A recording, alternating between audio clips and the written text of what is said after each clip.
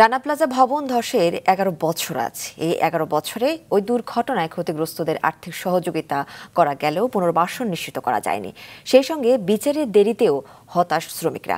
সকালে সাভার বাস স্ট্যান্ডের কাছে রানা প্লাজায় হতাহতের স্মরণে স্থাপিত স্মৃতিস্তম্ভে ফুল দিয়ে শ্রদ্ধা জানানো হয়। এ সময় জানানো হয়, ওই দুর্ঘটনায় ক্ষতিগ্রস্ত ৪৮% শ্রমিকই এখনও স্বাভাবিক জীবনে ফিরতে পারেননি। কর্মহীন আছেন ৪২% শ্রমিক। একই সঙ্গে ওই রানা প্লাজার ভবন ধসকে অবহেলাজনিত হত্যাকাণ্ড উল্লেখ করে ওই ঘটনায় দোষীদের দ্রুত বিচারের দাবি জানানো হয়। রানা প্লাজার সেদিনের দুর্ঘটনায় প্রাণ গিয়েছিল ১,১৩৫ শ্রমিকের। শরীরে জখম নিয়ে বেঁচে ফিরেছিলেন ২৫০০ জন।